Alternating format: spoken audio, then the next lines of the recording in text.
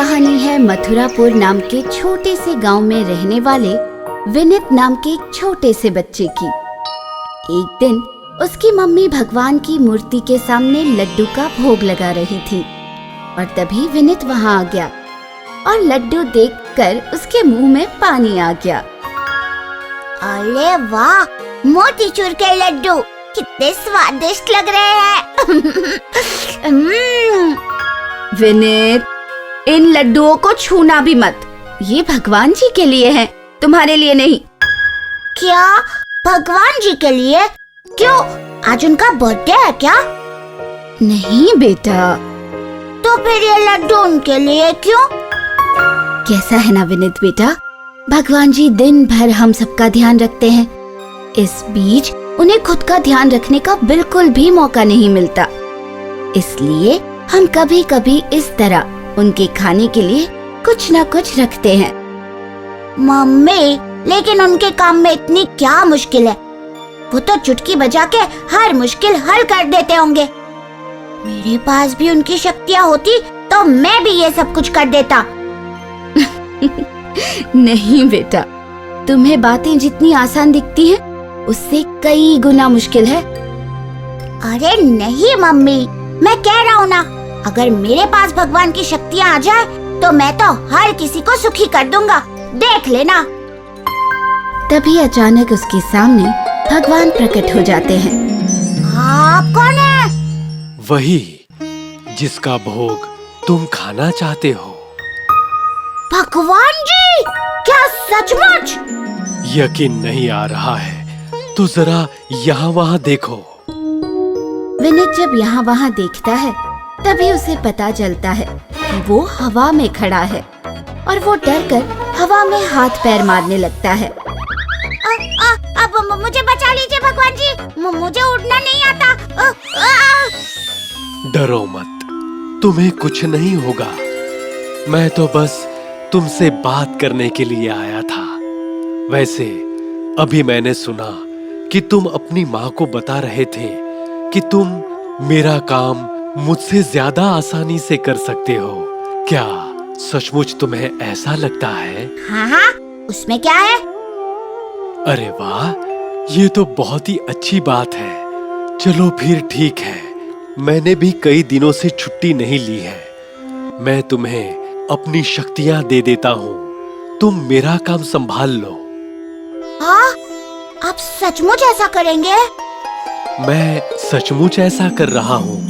ऐसा कहते ही भगवान के हाथ से एक रोशनी निकलती है और वो रोशनी विनीत के अंदर आती है। अब तुम्हारे अंदर मेरी सारी शक्तियाँ आ गई है। चलो मैं चलता हूँ, ठीक से काम करना। लेकिन भगवान। विनीत की बात सुने बगैर भगवान से गायब हो जाते हैं। मैं अपने घर चलता हूँ, ठीक है, जांच भी हो जाएगी।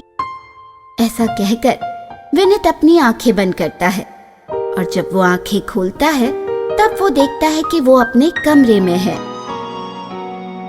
अरे वाह, मुझ में तो सचमुच शक्ति आ गई। फिर एक बार ट्राई करता हूँ। चॉकलेट्स, क्या बात है। मिठाइयाँ, आइसक्रीम। भगवान बनने के तो अपने ही फायदे हैं।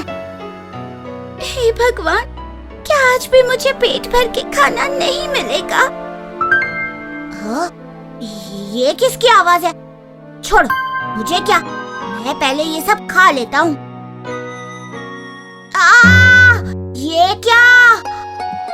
अरे हाँ, मैं तुम्हें बताना भूल ही गया। तुम इन शक्तियों का इस्तेमाल खुद के लिए नहीं कर सकते। क्या?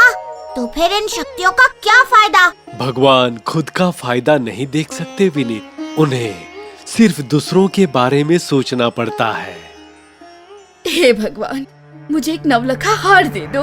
हे भगवान, मुझे काम में प्रमोशन दे दो। अरे भगवान, ये टायर कहाँ मुझे पंचर हो गया? बहुत सारे पैसे मिल जाए तो अच्छा होगा। हे भगवान, मुझे परीक्षा में पास करवा दो। बेटा मुझे मेरा चौथा बना के कब देगा?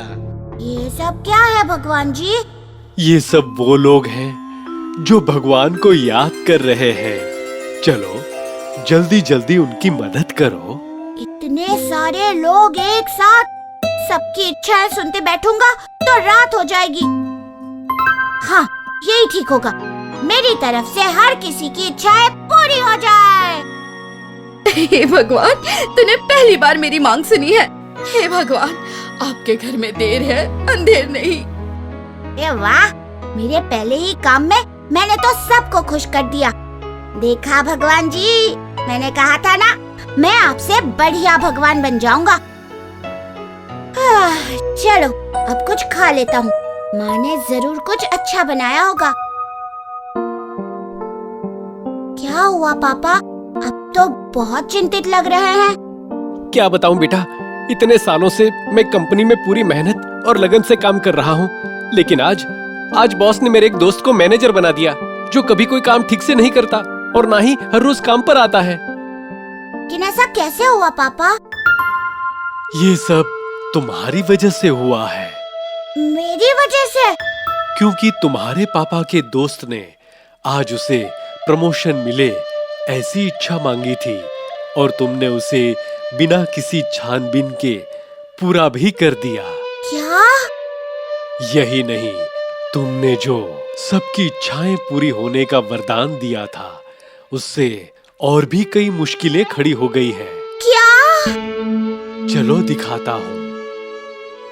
हे भगवान, मुझसे ऐसी क्या गलती हो गई कि आपने मेरे साथ ये किया?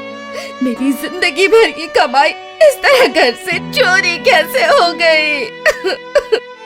अब मेरे पति के ऑपरेशन का क्या होगा?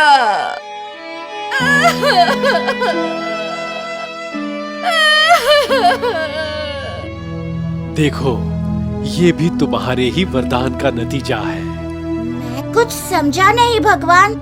सुबह एक चोर ने भी बहुत सारे पैसे मिलने की इच्छा जाहिर की थी और तुमने सबके साथ उसकी इच्छा भी पूरी कर दी, जिस वजह से उसने इस औरत के घर चोरी की। ओह, ये सब मुझसे क्या हो गया? आप हर इंसान की इच्छा पूरी नहीं कर सकते और हम किसी की भी इच्छा ऐसे ही पूरी भी नहीं कर सकते। उस इंसान की मेहनत को भी परखना पड़ता है। ये भी देखना पड़ता है कि उसकी इच्छा से किसी और का नुकसान तो नहीं हो रहा या फिर किसी को चोट तो नहीं पहुंच रही। मुझे माफ कर दो भगवान, मुझसे बहुत बड़ी गलती हो गई। लेकिन मैं आज समझ गया हूँ कि बड़ी शक्तियों के साथ बड़ी जिम्मेदारियाँ भी आती है। बिल्कुल सही कहा। हाय, ये तो पूरे के पूरे हैं। हे भगवान, आपका लाख लाख शुक्रिया। अरे विनीत बेटा, अच्छा हुआ तुम भी आ गए। आज तो बहुत खुशी का दिन है। मेरी इतने सालों की मेहनत रंग लाई, मुझे प्रमोशन मिल गया है। वाह पापा, ये तो बहुत खुशी की बात है। ये लो मुंह मीठा करो। विनीत पापा के हाथ से मिठाई लेकर भगवान की मूर्ति के सामने रख देता है और हाथ जोड़कर उनसे क्षमा मांगने लगता है। विनीत के मम्मी पापा को ये क्या हुआ वो समझ नहीं आता, लेकिन विनीत को आज पता चल गया था कि भगवान का काम आसान नहीं होता।